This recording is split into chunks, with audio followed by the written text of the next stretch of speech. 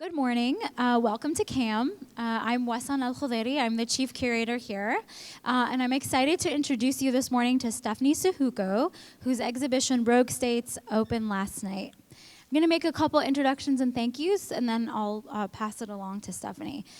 This talk is sponsored by the Robert Lehman Foundation, and we also want to thank supporters of Rogue States, Neon McAvoy, Janet Mole-Botani, who's here. Thank you for being here, Janet. Seth Ammerman. Special thanks to Catherine Clark Gallery, Ryan Lee Gallery, and the Luminary for hosting Stephanie's St. Louis Artist Residency this past summer. I also want to thank a number of St. Louis organizations that have helped facilitate Stephanie's research.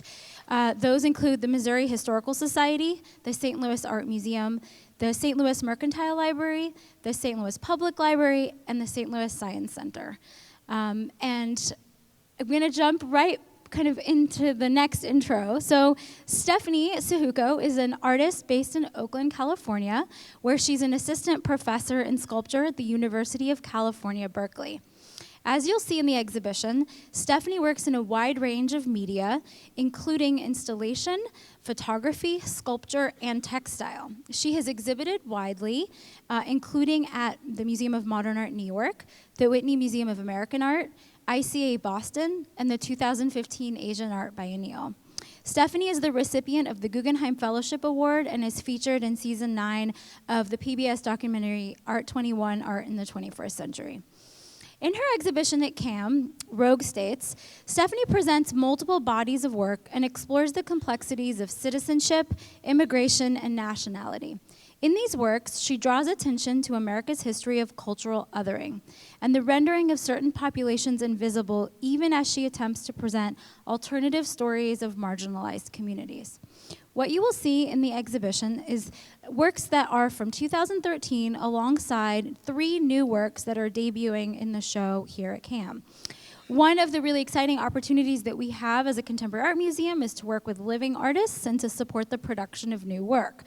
As I mentioned in my thank you, Stephanie was able to spend 2 weeks in St. Louis this past June and was able to access a number of archives, which have led to the support of the production of new work, which Stephanie will talk to us, I think, about this morning. Rogue States is an extremely salient exhibition. Stephanie has made work in direct response to the current political climate in which the nation finds itself divided by polarizing narratives. In her presentation at CAM, she is suggesting different realities and futures are possible to construct, but only after we stop to examine the complicated and contradictory stories about how we reached our current present moment. I'm often asked how I decide what artists to invite to CAM. The answer is not very straightforward, but I wanted to share that what I'm often doing is thinking about what it means to be a contemporary art museum in today's world, especially in our current political climate in the US and across the globe. What you will discover this season at CAM is that our artists in our exhibitions are addressing notions of citizenship. We're asking what it means to be American today and using history as a way to help us unpack and understand our present moment. I believe art, artists, and art spaces can be places to discuss, learn, and engage with the most salient issues of our time. And I want to thank you, Stephanie, for being here, for working with me and my team, and for bringing this incredible exhibition to fruition. Thank you for creating a space for us at CAM and here in St. Louis where difficult questions can be asked, narratives can be rewritten, and past and present traumas unpacked and brought to a wider focus. I've really enjoyed working with you, and I'm excited that this is opening and we can finally share it with the public. But as with every opening there, I'm sad that our process of working together is coming to an end. With that, I'm going to pass it along to you. Stephanie is going to share with us about her practice. She's going to share examples of past work, and we're going to also be able to bring it back to works here at Rogue States. She's going to speak for about 40 minutes, and then I'm going to ask her a few questions, and then we'll open it up for you all to ask questions as well. So with that, help me in welcoming Stephanie Syjuco.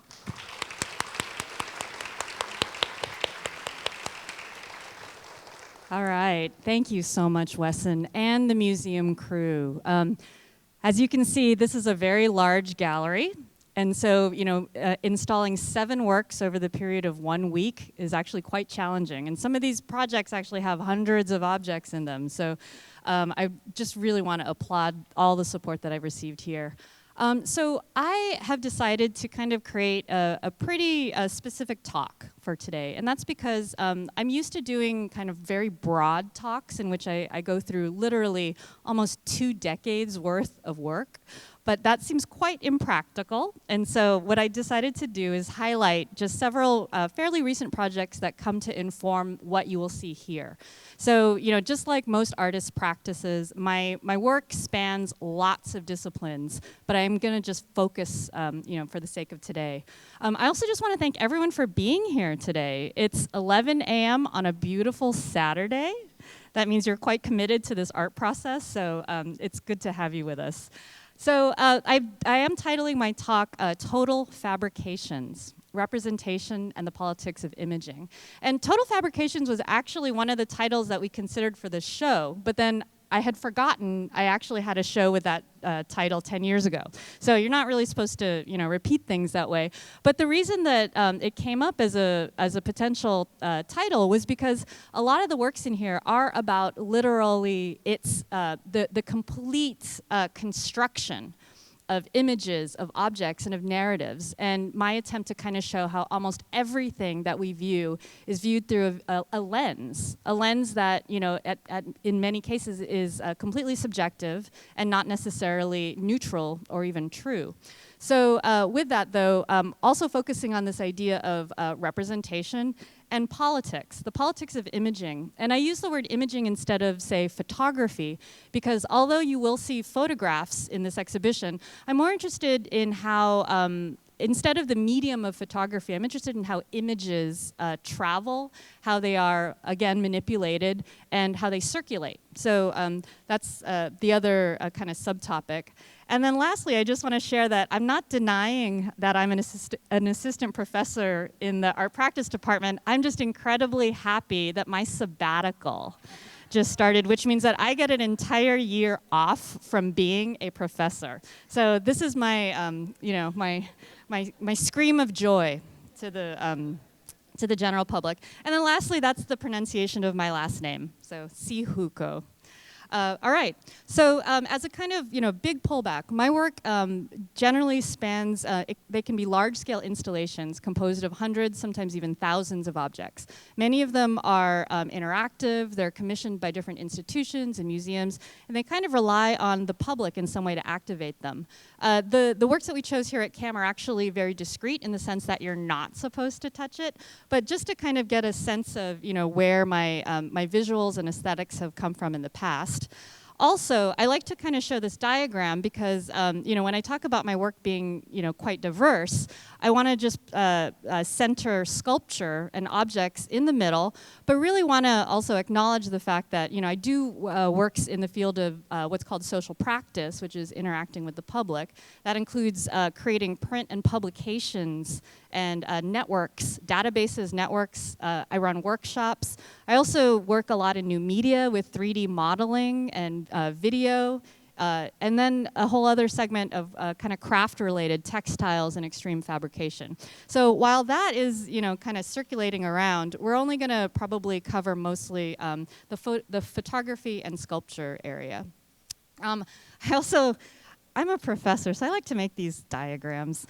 These are also, I think, the 3 fields in which I try to operate. So when most people think about artists, the assumption is like, oh, you make artwork for galleries, where the reality is much more complex. And so, when I created this very loose Venn diagram, the art world is just one component of it, and it's actually off to the side. It's not central. The larger one is the public, and by the public, I don't necessarily mean the audience. I mean like the larger civic engagement with the world, like work that actually, goes out into the world and acts as a catalyst for things, as opposed to a passive, presentation. And then there's also the academy, which I consider, the school, the institution. My work as a professor and as a teacher and someone who actually, thinks of my role in that as quite political, actually. Okay, so back to this word fabricate. this is the dictionary.com definition that I pulled a couple years ago, and I love this, the way that they've described it. There's, kind of three basic definitions. The first is pretty straightforward. It's to make, build, or construct. The second is to devise, invent, or concoct, as in a story or a lie. And then the last is to fake or forge. So, fabrication, it's when you physically make something, you could also potentially be creating, a kind of untrue reality along with it. I'm also starting off with a very early photograph of myself and my mother. This is me at 4 years old with my mother. We just moved a year before from the Philippines, where my family is from. And this is my single mother at 22 years old, really sweet and beautiful looking. I'm an angry 4-year-old, and we're at Disneyland. My mom had decided to take me to Disneyland, and we went to the Western, what's it called? Western Frontierland. Yeah, we went to Frontierland and did the costume area in which you're supposed to dress up as if, pioneers. And thinking back on this photograph, literally 41 years later, what's interesting to me about this is that it's a kind of metaphor for how am viewing our attempt at the time to construct ourselves into the narrative of America. I mean, as recent immigrants, obviously we had come over in the 70s. These photographs appear to be as if they were taken in the 1900s. And, where were we trying to position ourselves in that? I mean, the reality of the history of the Philippines is quite complex and, it has been entangled in American colonialism since the late 1900s. But there's a kind of amnesia attached to that. I'm also going to start off with a really strange project that I like to show because it's an early one in which I attempted to experiment with how images travel. In 2006, when stock photo images were this is 2003, great. So even older. There are, stock images are kind of generic images that people are allowed to purchase and use to illustrate different ideas. There are also a number of free stock photo sites where independent photographers can upload their images to share with the public. I decided to upload a single photograph of myself, and at the tender age of, I guess I was in my late 20s, and quite cute, I like to think. But I uploaded this to a stock photo site to see what, how it would circulate, how it would get used. And I'm actually able to track it. So using reverse image search, it's been floating around, and this is what I found. So it has been downloaded and used in multiple ways and multiple contexts. And everything from, let's see, this is the Intercer Adventist News, in which I'm advertising an article called Sex Sells. And I think it's a Christian website. This is a Filipina dating website. So for Christian Filipina dating, and I'm saying something underneath or describing how marrying a Filipina is an amazing thing. I'm also a lesbian Filipina on a dating site. And so, this, and I seem to have I've written in a letter, or maybe I'm the one that's been found by Julia. Anyway, they're very happy. This is also, so the stock photo sites also share images amongst other stock photo sites because it's free. So it wound up circulating on multiple sharing sites. This is free pick now. And then, what's interesting too is to see how it's contextualized. So obviously, love and intimacy kind of come into play because of the way that image is used. This is me advertising in Weird Asia News, Japan's new kissing machine. And then I'm, for some inexplicable reason, on a New Zealand tourism site. So along with beaches and happy people, there I am welcoming you to New Zealand. I'm also Lily Chen on peaku.com, so 24 years old, living in New York. Again, a little more on Lily Chen. So, I've been grabbed by someone and used as a kind of fake visual avatar. I'm also on different Polish websites. So these are, memes, I guess, Polish memes. And then in Italy, I translated it at one time, and it said something about long distance love chat, and that's my Italian boyfriend. And then unfortunately, I'm also working in a massage parlor in Amsterdam. So,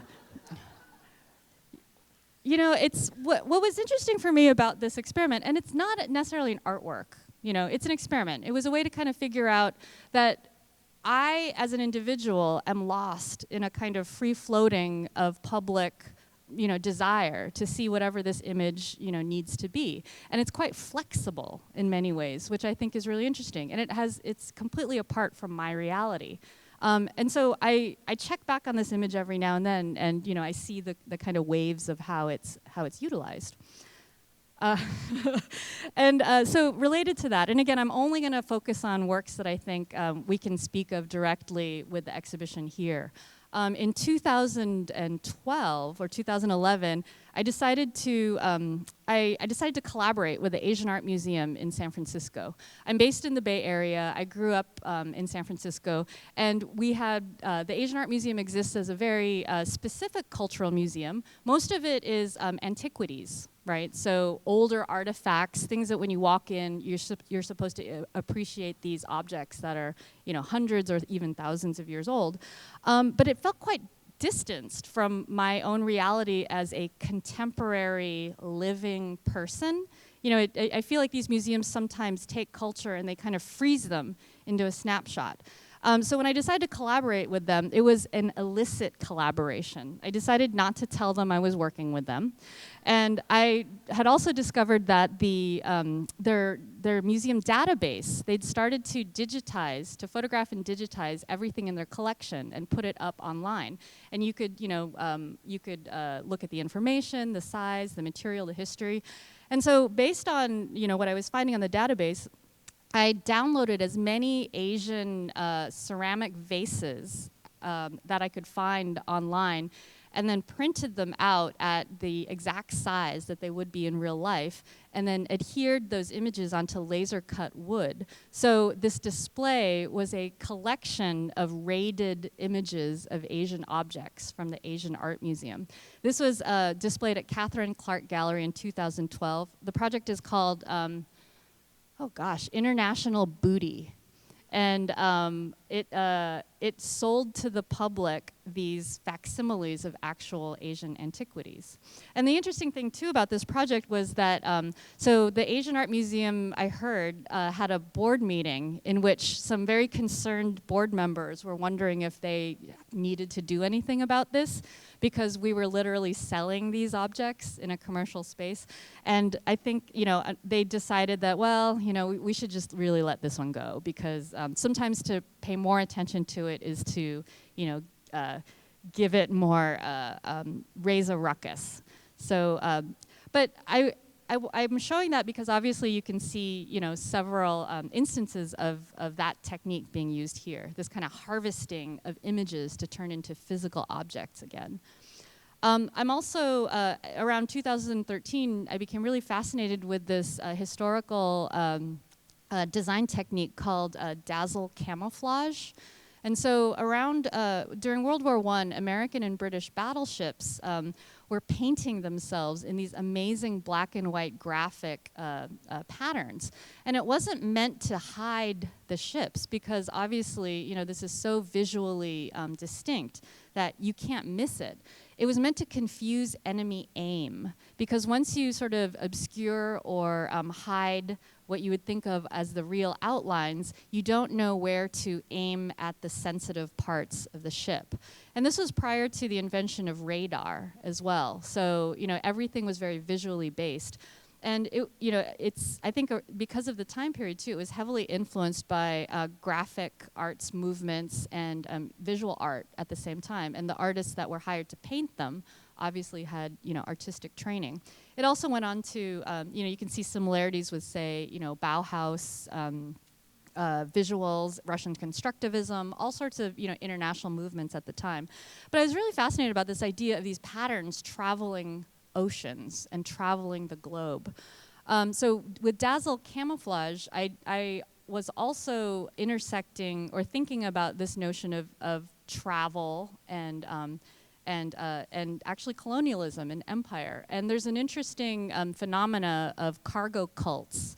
That during, mostly between the First and Second World War, islands in the Pacific that hadn't had much contact with outside cultures were starting to kind of, interface more with goods and objects brought in from the West. And in many cases, these objects were actually kind of unknown to the people on the islands, and so they would create new meanings for them. And in some cases, actual, they were incorporated into religions. And so a cargo cult is, it's a kind of shorthand for this, this reinterpretation of a Western object.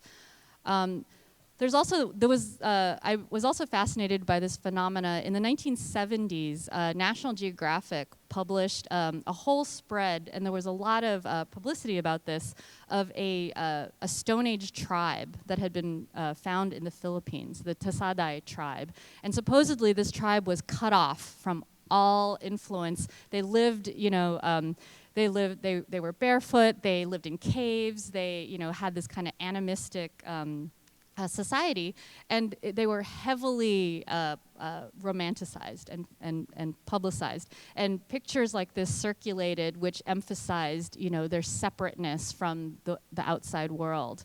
What was interesting about it in the end is that it was made clear after a number of years, but after multiple coffee table books had been put out about them, and also articles and documentaries, that it was a fabrication. That the Philippine government had actually, for purposes of kind of creating an anthropological excitement, encouraged local villagers to live as if they were Stone Age peoples. And what was amazing about that is that it was staged, it was highly constructed, and the world loved it. They absolutely loved it, and that for me was more fascinating than the idea of the Stone Age tribe itself. That that the world wanted these images and it wanted this reality. I'm going to get to where this is going, but I also wanted to show the. These are patterns. If you Google Aztec pattern or ethnic pattern, you get this kind of mishmash of different kind of faux ethnic patterns. And at the time, too, stores like Urban Outfitters were carrying these, what appeared to be ethnic clothes, but were really kind of fantasy projections of whatever ethnic was like. And so all those things kind of came together in the photo series from 2013 called Cargo Cults. And I was working at the time in a residency program in Omaha, Nebraska. So I was living in Omaha for 3 months. And I really loved the idea of creating this series of what looked like 19th century ethnographic photos, but in the present day in Omaha. And how it's made is, these are studio portraits using mass manufactured goods purchased on credit card, and then after the photo shoots, returned to The Gap, Banana Republic, Forever 21, Charlotte Russe, H&M, American Apparel, Urban Outfitters, Target, Radio Shack, and other places. And so I would go to these stores and using my credit card, try to find things that looked vaguely ethnic, go back to my studio, style them in different ways. You can see price tags. You can see, you have to leave the price tags on if you want to get back your store credit, right? Or your refund.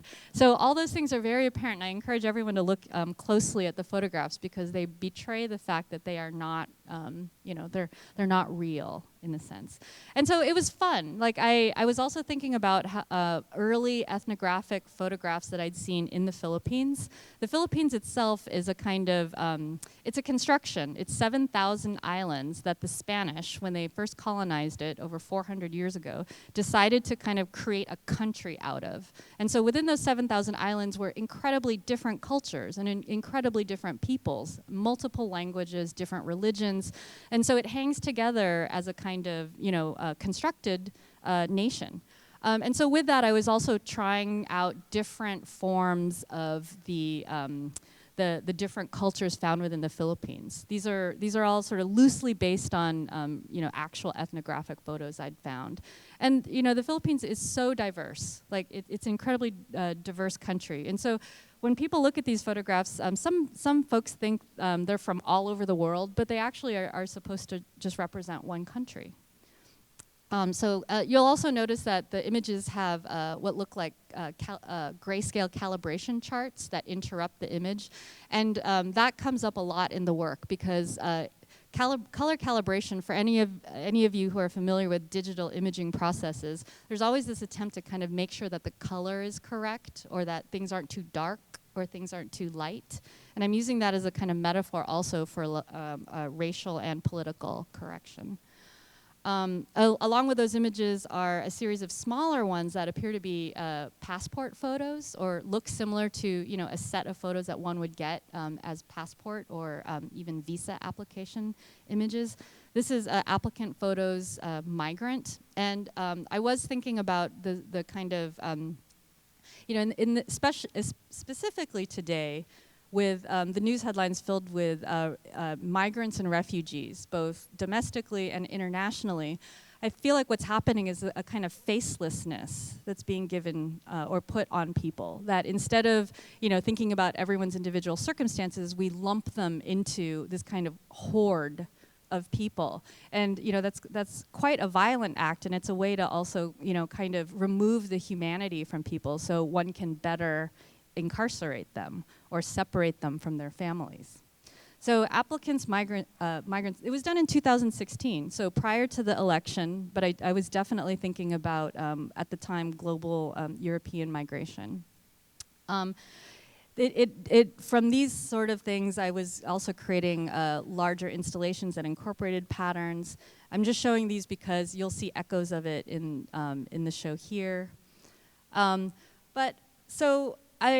Back to the kind of color calibration charts. I worked for a number of years as a graphic designer and also an exhibition designer at a science museum. And so I have a lot of experience working with digital images and also trying to find the right images to illustrate things. This, I think, is a hilarious early color chart. They've been called Shirley cards in the past for kind of long, for a kind of complicated reason. But this is an early one by Adobe Systems, and it's called Ole no Moire. And there's a kind of Carmen Miranda-like figure, and it spells out Adobe on her head in colored blocks. And so I spent hours looking at this photo, printed out in front of me, and trying to make sure that the image on my screen matched it exactly. And obviously it's a complete cultural construct.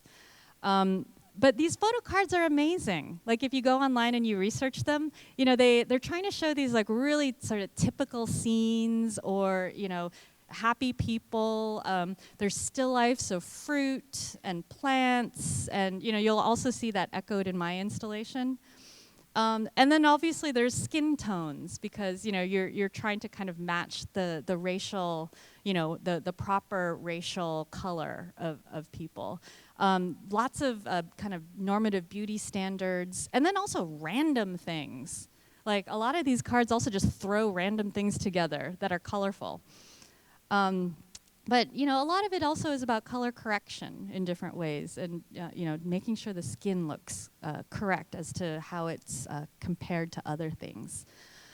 So neutral calibrations, which I did in 2016, was my first attempt to create one of these tableaus. And I really do think it's heavily influenced by these color charts, these correction still lifes. And in the middle of it are a lot of images that I've downloaded from the internet. So everything is downloaded, blown up to real size, and then put together in a kind of conflicting tableau of references. I'm going to talk about just a couple of them really quick. This is Lena, the wonderful woman in the hat, with many images of tiny Lena. And it turns out, so Lena is very famous for being the first JPEG ever circulated. The software engineer who designed Lena needed a convenient image to kind of compress and then send out online. And so he turned to a Playboy image of Lena, a Swedish Playboy model. So Lena has kind of, created the standard for JPEGs. This is all the Lenas. I found lots of Lenas online. And then there's also historical objects that are a little, that are also specific. These are images pulled from Freud's Vienna study. So that's Freud's couch in the back. That's his analyst's chair. And he would cover and surround his study when he analyzed people. He would surround them with these, ethnic artifacts, with antiquities that he would then ask them to project their dreams onto. And so, it was a way to kind of create a fantasy and let his patient's mind wander over, what they think they saw. I know, it's really, Oriental carpets, Egyptian, objects. Yeah, they were a kind of, they didn't make sense together. They were just thrown together in different ways. These are some of the objects from his study. And then, you'll also see different color charts. And I think this one is hilarious. The three with their kind of different folk outfits, portraying how they're supposed to represent their cultures, as well as the 80s version where everyone's just in business suits. There's stock photos, and I think I have a love for stock photos because I think, there's a genericism about them, and also this idea that an image can be owned and copyrighted. There's images of Tasadai tribespeople hidden away in there, and in this one, a Tasadai member photographing the outside world. And the centerpiece is actually a chair, a butterfly rattan chair that is most famous for being the chair that Huey Newton sat on, the Black Panthers, and posed in this amazing, image. The chair is actually a traditional Filipino rattan butterfly chair, and I love that connection that object can be both very culturally specific, but also then overlaid in a kind of contemporary political way. And then you can also walk behind the set and see that the whole thing is almost like a theater set. It's totally constructed. Everything's painted this neutral gray color, and there's absolutely nothing real about this construction. So I'm going to skip on. Oh, and then there's also these terrible ethnic objects, souvenir objects that I purchased on eBay, and then sprayed gray also, so they kind of hide out in there. And then a large color chart that droops. Anyway, they're right over there, so I feel a little strange talking about it, but I will, let's move on. And there's another thing that you're gonna see in this work is a kind of focus on a color and a pattern that repeats. And so the newer installation that I made, which is the very green backdrop piece there, it's called Dodge and Burn. And that's a method, that's a photographic method for either lightening or darkening parts of an image using different tools to block out light or to focus light a little more. And what you're seeing though with the green, that's a chroma key green backdrop, which is generally used for digital imaging. And you can drop out that color and substitute in any kind of background that you want. The gray and white pattern, those of you who've ever used Photoshop before might have seen this, and then you're like, what is that? Why is that weird pattern showing up on the back? And the funny thing is it's the transparency layer. It's the thing at the very back that shows you that there's nothing beyond that. And but you can see it. It's like very visible, and it's very you're not supposed to notice it, but it's there. So I was interested in how these two things are very present, but signify or symbolize invisibility. I'm also going to bring this up too because I'm trying to tie in how politics is not just necessarily a historical concern of mine, but having grown up in San Francisco in the 80s and the 90s, there were a lot of kind of visuals and on the street politics that have affected my idea of what is how art and visuals actually mean something, that it's not just a metaphor, that it can be out there. And one is the ACT UP movement with artist David Vonarovich and all the activism that they did in the 1980s regarding AIDS activism. Also, I grew up with these these signs on the buses, you know, as I was traveling to my public school in, you know, in the 6th grade and 5th grade, and it really made an impact on me. There are, you know, and also we skip along to contemporary movements in which, you know, graphics and imagery, you know, play a really strong part in getting a message across. And the more recently, so after the 2016 election, I'm a professor at UC Berkeley, and UC Berkeley became a flashpoint for a lot of conflict regarding right-wing provocateurs coming to the campus and essentially disrupting it, and on purpose, in order to create a kind of media spectacle, and also a way to kind of target Berkeley, which is sort of known as a, you know, a bastion of liberalness, and to paint it in a picture that I think was, you know, highly constructed in a right-wing sensibility. And so I was there and witnessing the protests that were coming out in direct response to it. It was then interesting to see how the news covered it. And, you know, we've all heard the situation of, like, what is it? There's bad people on both sides, to paraphrase. And, but what was interesting was that, you know, the visuals of protest are changing. And I think, you know, this is literally at Berkeley. This is what I was seeing. And I didn't have to travel very far, because this was just outside of my, my office. And my students, you know, were seeing this, and we're also a part of it. I became really fascinated, though, by this one sign that I noticed popping up all over the Bay Area, and it says "Become ungovernable," and it, you know, the notion that they're pushing is that if your government is not, you know, meeting the needs or the standards of citizens, that maybe it's time to become ungovernable. So this sign kept coming up and highly in the news. And I was trying to figure out a way to process what I think the media was interpreting it as. I did an installation at Ryan Lee Gallery in New York called Citizens. And one of the components of it was a recreation of this banner, but pulled from, downloaded from the internet and then cut out into fabric and remade, and to the point that they're illegible, because I was choosing images in which the banner was slightly, you know, held in a way that it was hard to read, because it felt like the misinterpretation of the media was actually, you know, part of this, the illegibility of this, this idea of becoming ungovernable. You see the cutouts of people's heads, actually, so all the kind of like rounded parts at the bottom. And I hung it, I sewed it out of fabric, then hung it on steel structures to, you know, kind of substitute in for the people that used to be in the images. So it's the same banner 3 times. It's displayed, you know, throughout the gallery, and alongside of it are portraits of, this is called Citizen, Portrait of P. It's a photograph. I worked with students at UC Berkeley to recreate images of protesters that we had seen.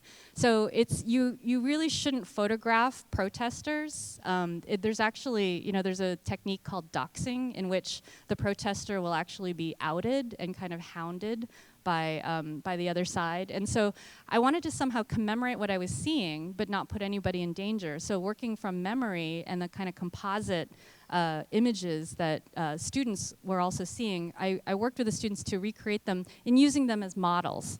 This is Portrait of P. This is Citizen, Portrait of R, Portrait of S, and Portrait of B.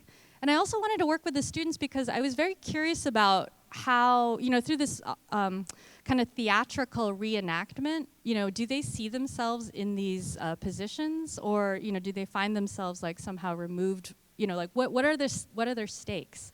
I was curious about, you know, their being in it. And at the, I also hand constructed a total transparency backdrop.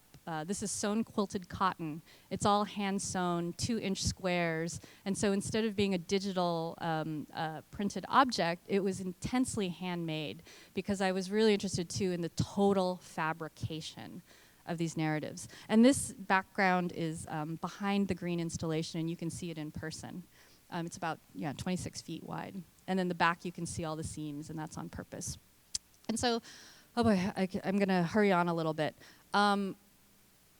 Another thing too, which I think has a lot of resonance and is getting actually a lot more attention, thankfully, is the historical incarceration of Japanese Americans during World War II. And the internment, the incarceration, the concentration camps, whatever terminology you feel needs to be used, and people are still debating, you know, which word is the right one. You know, it's a reality that I think we're kind of revisiting now, and we're getting closer and closer to, if we haven't already gotten there, of enacting, you know, policies such as these now. The reality is pretty crazy. You know, this was a photo, this one stuck out to me. This is a photo by Dorothea Lange in Oakland, California, where I'm based, from 1942. And the story behind this is a Japanese-American businessman, the day after Pearl Harbor, put up this sign in order to kind of proclaim to his community and the rest of the world that, oh, I am an American. You know, like this is, I am not responsible for, you know, what just happened, because the attempt to find a scapegoat for, you know, the start of the war was quite heightened. And in the end, he lost his business and was incarcerated. This is very, I think, close to me, you know, as an immigrant and also as someone who chose to become an American.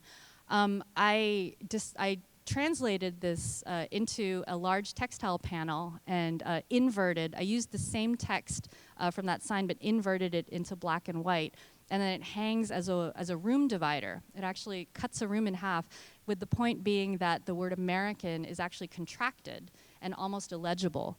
And the point for me of that was that, you know, the idea of rights being rescinded, or even the idea of questioning, you know, what the word American is, or that, you know, citizenship can be denied or even taken away, was a large part of it. And in the background, a photograph, which is here, it's called Total Transparency Filter, Portrait of N, and it's a portrait of an undocumented individual, of a young student that I worked quite closely with at UC Berkeley, who after the 2016 election suddenly found herself in the crosshairs of deportation. And so, you know, this notion that she had grown up, oh God, wow, this notion that she had grown up, you know, with all sorts of possibility, and now things are in question. So the portrait actually is very important to me. She's covered in the Photoshop transparency filter. It's both a way to protect her, because again, you really shouldn't image people, but also a way, it's hiding and protecting, but also showing that she could be removed at any moment. And the trick with me was, how do you create a portrait of someone who is unphotographable? And this was my solution. Anyway, along with it are a series of photographs. This is chroma key aftermath. It's a total reconstruction using chroma key fabrics of the aftermath of the protests that I was seeing at Berkeley. And so, you know, again, this idea that you can project onto it all sorts of narratives and all sorts of like conflicting narratives. And, you know, thinking about reconstruction, this is an image from a Confederate, a Civil War reenactment. It's so fascinating that people still want to keep doing this over and over and over. But reenactments are interesting because they also have a whole culture around them. I became interested in sewing patterns that were based on American historical costumes. And these are approximations of, you know, real costumes. They're simplified in many ways, but there's many from, say, the Civil War, American colonial history, Puritans, etc. And as an immigrant American, I became interested in hand making. Many of them as a kind of fabrication of the history that I'm also supposed to be a part of now. So using all green chroma key, color and backdrops. This was at the Smithsonian Museum last year. It's called The Visible Invisible, and it's a Plymouth Pilgrim from a Simplicity sewing pattern, a dress from the antebellum South, and then Colonial Revolution from McCall's. And it's all incredibly highly detailed and handmade. I did all the pleating and the ribbon and the lace crochet. And the point of it was I was really trying to show that this is, you know, again, highly constructed. It was really important that I do it. These are like, oh my God, 19th century ribbon flower making techniques. I kind of geeked out on it, actually. I spent 8 months hand making these things. And it's all supposed to be invisible, right? So the idea for me was not to celebrate necessarily these histories, but show how the construction of American history is actually, there's a lot of projection on it. You know, the things that we learn in history books, it's a very particular viewpoint, and the narratives are actually quite conflictual. So this is the colonial revolution. And you'll see echoes of it here as well with the new images. And I just realized I'm gonna skip this, but it's a large-scale project I did. Sorry, Rogue States, which you are sitting under. This is look up. Oh. So Rogue States was originally produced for the Moscow Museum of Modern Art in Russia. It's here now at CAM, which I think is also really interesting. It's this is a kind of background of it. It appears to be a United Nations style display. What you're under actually are 22 flags of fictional countries made by American and European movies. So everything from Casino Royale to Die Hard, Indiana Jones and the Last Crusade, they came up with enemy countries. And these weren't real, but they all had flags attached to them. And so Rogue States is a kind of collection of anxiety, and it's a construction and a projection of, you know, American and European fears of the other. Ace Ventura is also in there. And so lastly, and I'm going to kind of wrap it up now, last year I came across, I was in Asheville, North Carolina, working with the American Craft Council, with the Center for Craft and Innovation. And I went into an antique store and discovered all these amazing stereo cards. These are, if you're familiar with these, they're a double image, and you're supposed to view them through a kind of early viewfinder, and it pops it into 3D. So it's pretty amazing, because this was made over 100 years ago. You know, we think about 3D imagery now. Well, this is, you know, the early version of it. And this card I thought was amazing because it says, Bagobos Women in the Philippine Village, copyrighted 1904. And there's women, you know, working on textiles, and there's a sign next to it that says native cloth. And I was so excited. I was like, oh my God, my people. This is amazing, you know, and I posted images of it online, and the textiles community was like, wow, this is fabulous, this is beautiful, you know, thankfully we're learning more about our people. And then I looked at it closer, and I realized, why is there a sign next to them that says native cloth?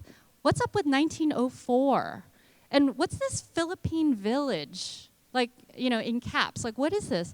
And so with a little bit more research, it was really easy to find that it actually, these images were taken from the 1904 St. Louis World's Fair. And so during this time, over 1,200 Filipinos were imported into the fair and made to kind of perform their daily cultural rituals in a kind of diorama situation. You know, they were, villages were constructed. This is just the general fair. This isn't the Philippine Village area. But you can see the opulence, and most St. Louisans are very proud of the fair. And, you know, it showed off a lot. It was definitely a kind of highlight, you know. And millions of people showed up. It was seen as a kind of education and technological marvel. But it also had the Philippine Village. So this is a kind of overview map of the Philippine Village. It was quite extensive. I think they had 6 different tribes represented in unique different settings. And I'm not going to show a lot of the ethnographic photos for reasons that will become clear, but this is just some context. This is the Samal Moros of Mindanao. And so I spent time for 10 days in the archives of the St. Louis Historical Society, the Public Library, the Mercantile Library, and other areas to look at these images of people, Filipinos that were photographed in seemingly, you know, naturalistic settings, but which were highly constructed.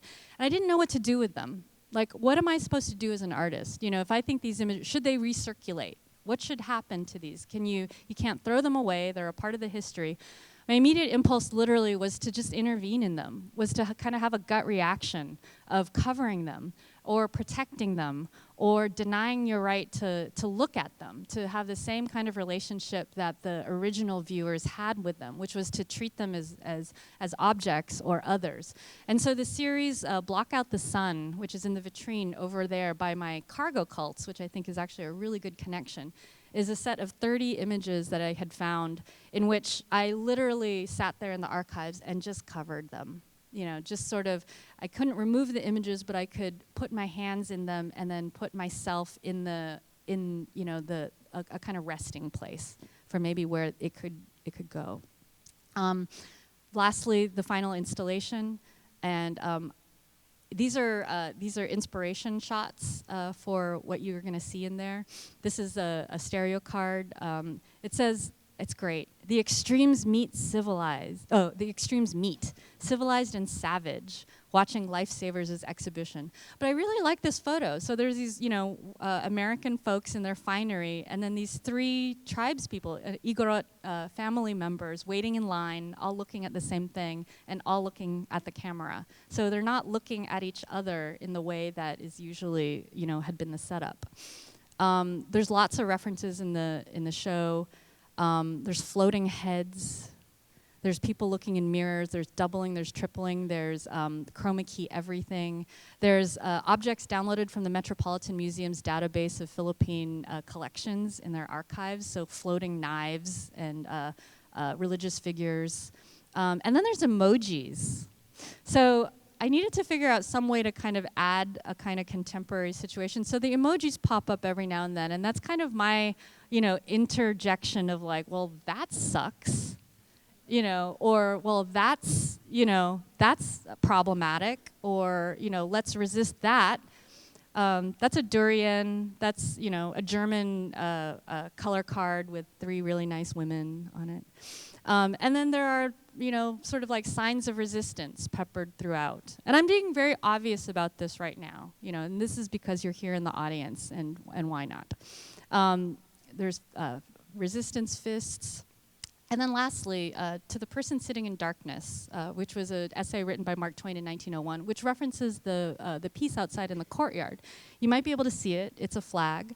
And it's based on an essay he wrote in thinking about the American colonization of the Philippines. So he was a fervid anti-imperialist. He wrote many essays against American involvement in the Philippines. We have crushed a deceived and confiding people. We have turned against the weak and the friendless who trusted us. We have stamped out a just and intelligent and well-ordered republic. We have stabbed an ally in the back and slapped the face of a guest.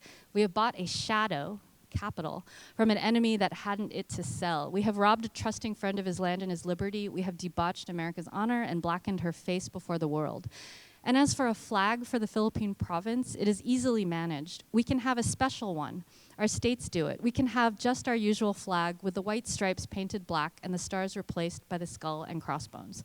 So he's proposing a flag actually for the Philippines, and it's based on America's kind of dominance of it. And it was never made. Like it's a description. If you go online and you Google Twain flag, Mark Twain flag, you get different interpretations of it, which is what I think is interesting, because it's just a description. So you'll see variations of it. Mine here, I think, is one of the only physical ones I've ever seen, and I'm trying to be very literal with what I see in it. And then lastly, I want to leave the image of the same child. The more images you look of the Filipino Village in St. Louis, the more you recognize people. They keep popping up in the same images. This is Singhua, number 2, Igorot child taken by the Gerhardt sisters, and he's kind of put in a kind of ethnographic setting. It's in a studio, actually, outside of the fair. So the Gerhardt sisters had a studio on the edge of Forest Park. And then this is another image of the same child, Igorot boy taking picture with camera by Jesse Tarbox Beals. And this was in the reservation, so you can kind of see the background. But what's fascinating, right, is that I'm interested now in like, well, yeah, who has the camera and what gets said differently depending on who holds that camera and takes the image. And I'm gonna end there, so thank you very much.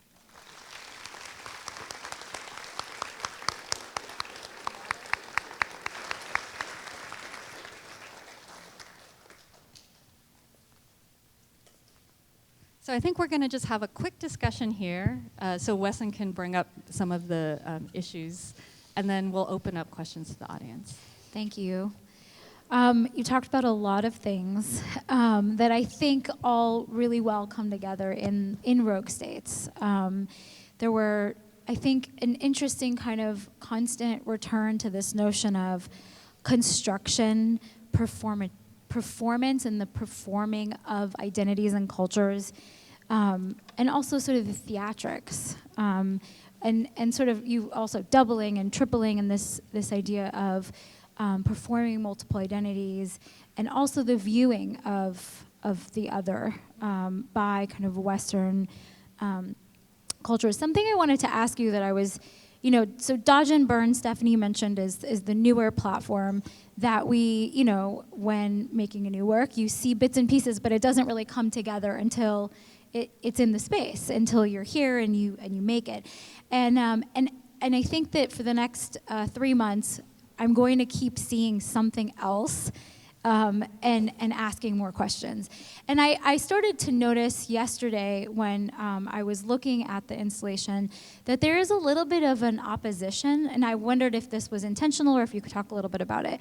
An opposition between the chroma key green and the Photoshop transparency in Dodge and Burn, in the way in which you chose which objects to put in the chroma key green and which in the Photoshop transparency.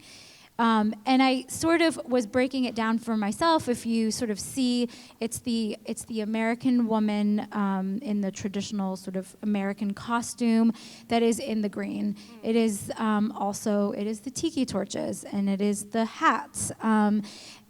Meanwhile, some of the other objects are in the Photoshop transparency, if it's the traditional Filipino dress, and I wondered if there was a kind of because both have been used or are used in photography and photo editing.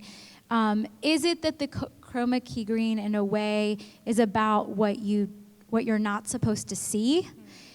Is it that we're not supposed to see this particular narrative, and then the Photoshop transparency as the invisibility?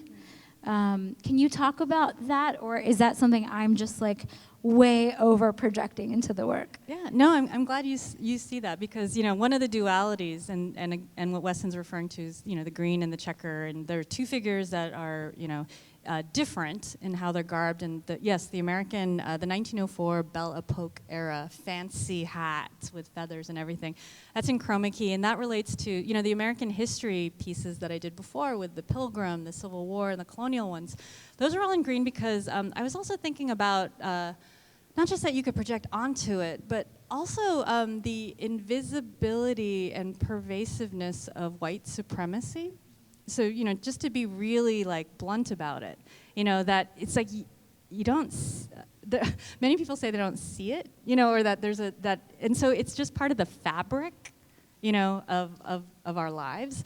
And the transparency, the checkerboard, for me was about things being in the background, not highlighted, not forefronted. The checkerboard is the last layer. It's the last thing kind of addressed, and you still don't see it because it hasn't been given its chance to have a narrative yet. I mean, those are loose, right? They're also aesthetic kind of decisions too at some point. But you'll notice there are other green things that you're not supposed to see in there, but obviously you can see them. The other thing I wanted to talk about, and this will be the last thing, and we'll turn it to some questions from the audience. Some of the conversations that you and I had when you were here doing research in the archives was around not just the recirculation or the way in which you were questioning how to recirculate certain images that are problematic, but also just sort of around the notion, the ethics of archives and the way in which one uses archives.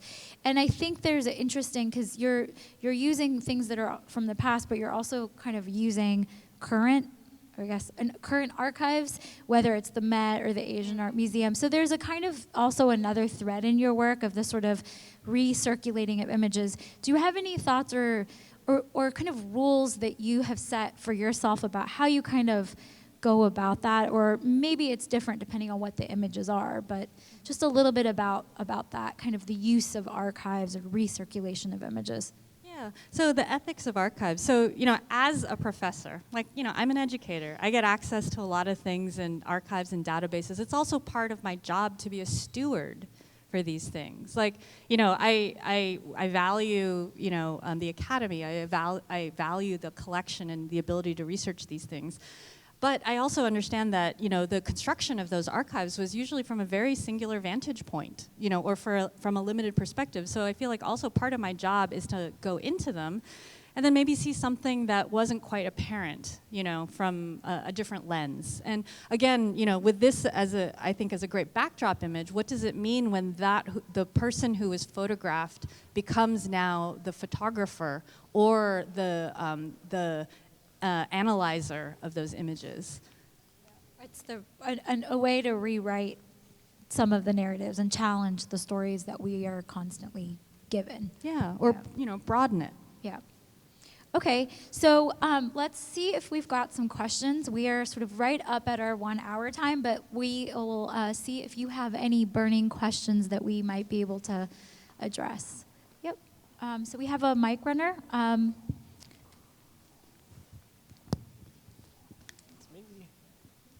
Yeah, I was just wondering, when you went to the archives, what were some of the surprises that you found or what were you expecting to find, and how is it different from what you had expected? Yeah, no, that's a great question. So I spent 10 days in archives. At the end of the day, I was like, oh God, gotta go back to the archive again. Because it's lots of it. The librarians and archivists were so generous. They would come out with mounds of material, of images, and I was like, okay, go through it. And some things were interesting, some things were very repeating, which is fascinating. Some things were really surprising. If I had had a chance to process a little bit more, I would have shown some really amazing images where, there's pictures of folks from the Indian reservation looking at the folks from where is it? From India, and they're sort of just checking each other out because they've been brought together, to exist, but they're also looking at each other, which is fascinating. Really problematic ones, that I almost don't even want to talk about, where, there was a 14-year-old immigrant girl, and on the back of the photo, it said that she was the wife of one of the white Americans who imported her. I was like, whoa. So stuff like that. But I also just don't want to be sensationalist, right? A lot of the photographs were also meant to highlight the savagery of people. And so, it's quite exhausting to go through that. But there was also these moments like this one, where I'm like, wow, what is happening here? But these images like this get less attention because they confuse the narrative, right? And it's interesting because you did the research in June. It was 10 days in June, and the show is opening right now. And I do wonder how some of that will live with you for a while, because that was a quick time to make all this new work, or especially with that particular piece, Block Out the Sun. But I have been thinking about this a little bit, I wonder if some of this will emerge later for you, or that it'll kind of exist in this bank of information that you might, I don't know, come back to at some point. Well, the great thing is, so I have a Smithsonian Artist Research Fellowship that I'm able to, I was awarded one for all of the next year, and so I get to go to Washington, D.C. and go through the photo archives of this, and I'm really excited because that's the expansive collection. Another question? We have one. Can you raise your hand again? Oh, okay. I'm interested in what happens later to these people. Say at the 1904 World's Fair, there was the 4 Africans that were brought in, and you may know of the one where he was put in a cage and forced to live with monkeys in the Bronx Zoo after he left here. And for him, he found a gun and killed himself because of it. What happens when people learn, and how did you get into that piece of it? Well, there's actually a lot written on it. There's a lot of books that sort of document, and follow and track it through. So thankfully there's a lot of research on that if one wants to follow it. I'm not an expert on the subject. From my findings, the folks, the immigrants from the Filipino Village, got taken to Coney Island the next year and then put on display at Coney Island. So anyway, Yeah, there's actually a lot documented on it, but that's a good question, right? Because the people live beyond the photos of themselves. I think we can take one more question.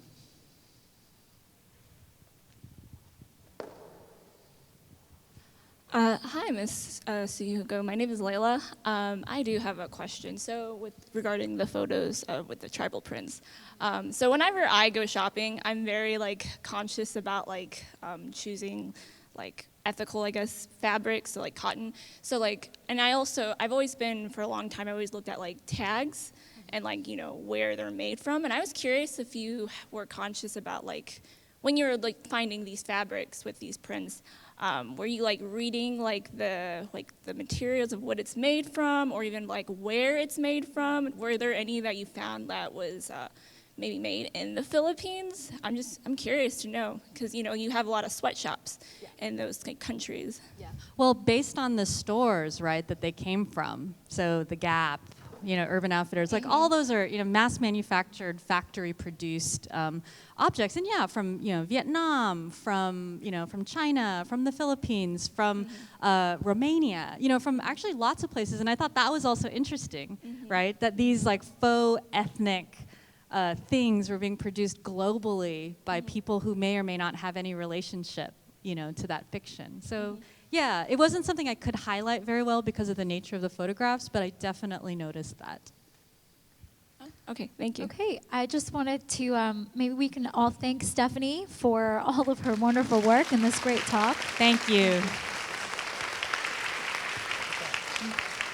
Thank you all for being here. Please spend some time with the exhibition.